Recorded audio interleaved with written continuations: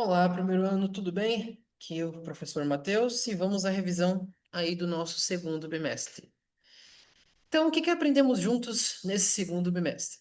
Primeiramente, o futuro com o going to. Então, no primeiro bimestre a gente aprendeu a utilizar o futuro com will, que é bem mais simples do que esse aqui.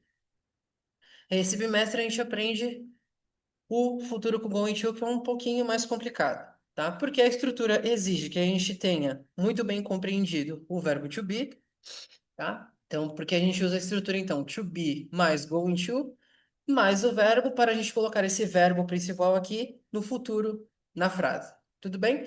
E por que que a gente tem que ter muito bem compreendido o verbo to be? Para a gente poder alterar entre as formas afirmativa, negativa e interrogativa. Porque quem dá a forma desse tempo verbal para a gente é o verbo to be. Tudo bem? Então vamos lá.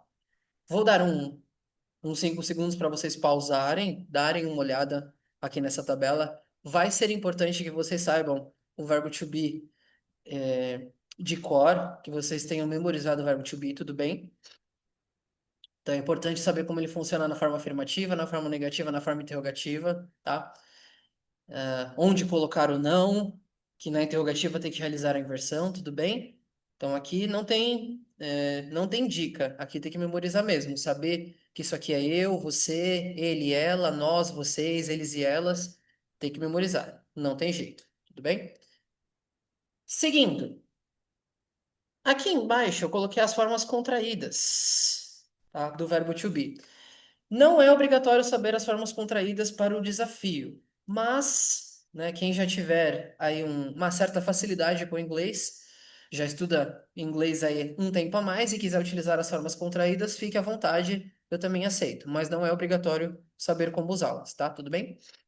E aí, não sendo um pronome, como assim, professor, não sendo um pronome? Não sendo eu, você, ele, ela, nós, vocês, eles e elas, que são os pronomes. Com o sujeito no singular, a gente usa is, e com o sujeito no plural, a gente usa are. Vou dar exemplos, eu acho que fica mais fácil com exemplos. Então, olha lá, exemplo de frase no futuro. Eu comerei um sanduíche. Então, eu coloquei aqui que o verbo eat é o verbo principal, o verbo comer. Então, olha lá, preciso utilizar o verbo to be, I am, mais o going to, mais o comer. Então, eu estou colocando comer no futuro. Então, eu comerei um sanduíche, I am going to eat a sandwich. Na negativa, I am not going to eat a sandwich. Na interrogativa, am I going to eat a sandwich? Então, eu comerei um sanduíche. Eu sei que não é uma frase muito comum, mas só para fins didáticos eu a coloquei aqui, tudo bem? Importante. Eu coloquei isso aqui de amarelo de propósito para vocês verem que a gente não muda o going to de lugar em hipótese alguma. Por que que eu estou falando isso?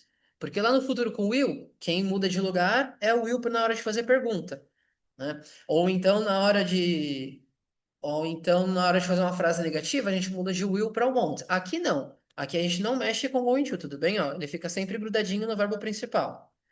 A gente opera somente o verbo to be. Então, na afirmativa ficou I am, na negativa ficou I am not, e na interrogativa ficou am I. Tudo bem? Beleza. Ela estudará. Então, como é que a gente faz para colocar o verbo estudar no futuro utilizando o going to? Verbo to be, she is going to mais study. E na negativa, she isn't going to study. Ou então, se a gente quiser usar a forma completa, she is not going to study. Aqui eu estou usando a contração, tanto faz utilizar ou não. Tá? Is she going to study? Então, a inversão na, na interrogativa. Como que eu faço para colocar o verbo viajar no futuro utilizando essa estrutura? Então, olha lá. Eles viajarão. Então, o verbo to be, they are, mais going to, mais travel. They are going to travel. Na negativa, they aren't going to travel. Na interrogativa, inversão. Are they going to travel? Meu pai cozinhará. Ih, professor, e agora? Meu pai não é um pronome, né? Meu pai não é eu, você, ele, ela, nem nós, vocês, eles e elas. O que que eu faço agora? Agora eu uso aquilo que eu falei. O sujeito está no singular ou o sujeito está no plural? Se o sujeito estiver no singular, uso is. Se o sujeito estiver no plural, uso are. Aí fica mais fácil. Cadê? Olha lá. Então, meu pai cozinhará. My father is going to cook. My father isn't going to cook, na negativa. E na interrogativa a gente faz a inversão do mesmo jeito. Is my father going to cook? Tá? Seus amigos virão aqui, mesma coisa. Seus amigos não é um pronome, mas tá, é um sujeito no plural. Então, nesse caso, a gente usa are. Your friends are going to come here. Your friends aren't going to come here. Are your friends going to come here? Tá? Então, afirmativa, negativa, interrogativo. Muito bem, para o going to é isso. Em seguida, a gente aprendeu sobre o present continuous. Então, que é o tempo verbal que eu digo aí do ando, endo, indo, entre aspas, que em inglês é representado pela terminação ing. E aí a gente monta a estrutura, então, verbo to be mais o verbo com final ing. Olha lá. I am studying English. Então, study é o verbo estudar, studying, estudando. Watch é o verbo assistir, watching, assistindo. E assim sucessivamente. Então, I am studying English. Eu estou estudando inglês. She is watching a movie. Ela está assistindo a um filme. They are cleaning the house. Eles estão limpando a casa. The market is hiring cashiers. Então, hire é o verbo contratar com e no final. Lembrando que verbos que terminam em e, a gente tira o e antes de acrescentar o ing. Isso é importante. Então, the market is hiring cashiers, verbo contratar. Então, o mercado está contratando caixas. My parents are fixing the door. Meus pais estão consertando a porta. Então, olha lá, mesma coisa que eu falei. Sujeito no singular usa is, sujeito no plural usa are. Então, estou seguindo a mesma regra. My parents are fixing the door. Meus pais estão consertando a porta. He isn't sleeping right now. Então, ele não está dormindo agora, na negativa. My sisters aren't playing outside because it is raining. Então tem duas instâncias aqui do present continuous. Então playing e raining. Então play, jogar, brincar, playing, jogando, brincando. Rain, chover, raining, chovendo. Então minhas irmãs não estão brincando lá fora porque está chovendo. Na interrogativa, a mesma coisa, a gente executa a inversão do verbo to be. Are you doing your homework? Você está fazendo sua lição de casa? Is she working? Ela está trabalhando? Is your brother reading? Seu irmão está lendo? Então, olha lá, your brother, sujeito no singular, usa o is. Professor, se fosse, sei lá, seus irmãos estão lendo? Vai ter que mudar para are. Are your brothers reading? Porque agora é um sujeito no plural. Tudo bem? Certo. Por último, a gente viu vocabulário sobre linguagem de redes sociais e um pouquinho também sobre aspectos positivos e negativos das redes sociais. Tá? Então, olha lá, algumas colocações, quando eu digo colocação, são combinações de palavras, tá? Então, colocação e combinação de palavras é a mesma coisa. Então, colocações que a gente usa no dia a dia aí das redes sociais. Então, DM someone. Então, mandar mensagem no privado de alguém, mandar mensagem diretamente para alguém, tá?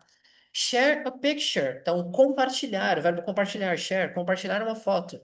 Watch a live, então assistir a uma live, assistir a alguma coisa ao vivo. Tá?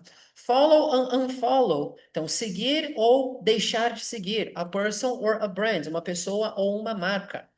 Go viral, então ficar viral, tornar-se viral, né? Viralizar, né? Que é a forma que a gente fala mais comumente. Ah, então tal vídeo viralizou, né? Então, this video went viral. Então, went é o passado de go, né? Então, went viral. Então, esse vídeo viralizou. Edit a photo, edit a video. Então, editar uma foto, editar um vídeo. Take a selfie, tirar uma selfie, tirar um autorretrato. Se a gente fosse traduzir para o português, ninguém fala assim, né? Mas a tradução de selfie é essa. Comment on a post. Então, comentar em uma postagem, comentar em um post. Né? Dizer que alguma coisa has views. Então, dizer que alguma coisa tem tantas visualizações. Então, this video has a million views. Então, esse vídeo tem 1 milhão de visualizações. This video has 3,000 views. Então, esse vídeo tem 3.000 visualizações e por aí vai, tá?